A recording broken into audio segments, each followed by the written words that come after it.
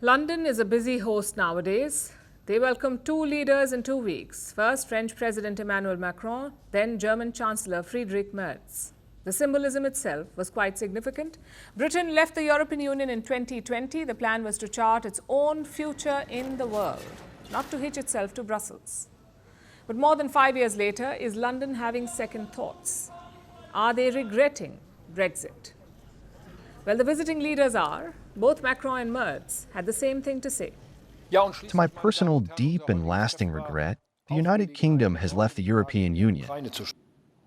First of all, of course, because the sovereign British people choose to leave the European Union in 2016, a decision that we respect, even if we found it deeply regrettable. What about the other side? Does Prime Minister Keir Starmer also regret it? During the referendum, he was against leaving the EU, so personally, maybe he does regret it. In May this year, Starmer struck a deal with Brussels, a deal to reset ties with the European Union. Some parts of that deal tried to undo the Brexit damage. It gave Britain access to European markets, it resumed student exchange programs, it also eased up travel. The idea was to allow Britons to use European e-gates at airports. These are usually meant for EU members, but the UK is getting access to it now. Of course, this comes at a cost. Reports say the UK will have to contribute to the EU budget. It's not clear how much, but they'll have to pay the EU's food and emissions bodies, which makes you wonder what has changed. Trade is opening up, travel barriers are being taken out, London is still paying money to Brussels. So are we seeing a reverse Brexit? Starmer was asked this question a few months back. Listen to his response. On the question of rejoining the EU, that isn't going to happen. That question was answered when we had a referendum in the UK some years ago. So that's settled. But I do think that we can have a better, closer relationship when it comes to trade and security. So Starmer says Britain will not rejoin the EU, but he wants closer ties, very close ties. He has signed a new agreement with Germany. It's their first major bilateral deal since the Second World War. It's called the Kensington Treaty. And what does it do? The treaty calls for jointly combating illegal migration. It opens up German e-gates to UK passport holders. It sets up a direct train from London to Berlin. It also deepens military cooperation, especially joint manufacturing of weapons. Last week, Starmer signed a deal with Macron as well. That deal calls for nuclear sharing. France and the UK are Europe's only nuclear powers. They agreed to coordinate their nuclear responses, basically use their nukes jointly to defend Europe. None of this sounds Brexity. It sounds like London is moving closer to Brussels. The question is why? There are 4 main factors. Number 1, Brexit was conjured up by the British right.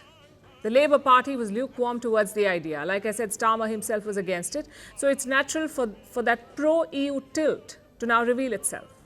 That's one factor. Factor number 2, Russia's war on Ukraine. Europe is paranoid about Moscow's intentions. They feel that Vladimir Putin will not stop at Ukraine, that he will march deeper into Europe. Many in Britain share that fear. They feel a stronger Europe is necessary to tackle Moscow, to contain the threat from the east. Next is factor number 3, Donald Trump's pivot from Europe. He is playing fast and loose with NATO commitments.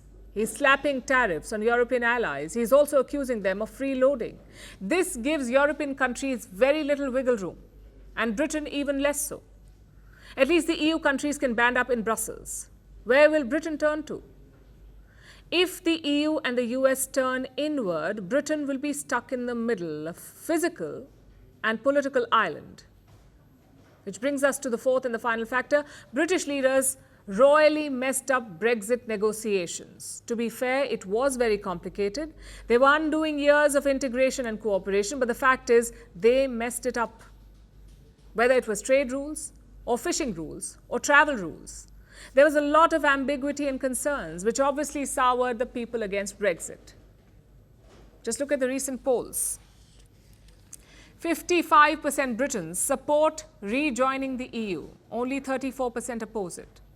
Across the channel, it's the same sentiment. 63% Germans would welcome Britain back. So would 60% Spaniards, 53% in France and 51% in Italy. Unfortunately for them, this is not a playground. You can't just keep hopping in and out. After Brexit, London had grand dreams about becoming a world power, rediscovering their lost mojo. 5 years later, they're knocking at the door in Brussels, not for entry, but for friendship.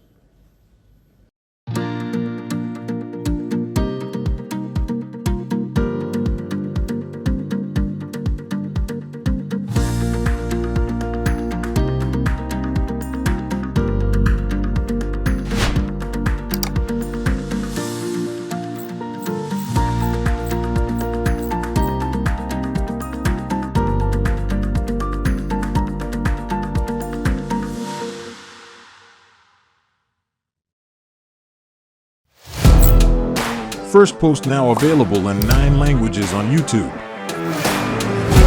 English, Stands at $36 trillion. French, Le FMI, comme German, Geschäftsführenden Direktor Hindi, $30 trillion ka tayo.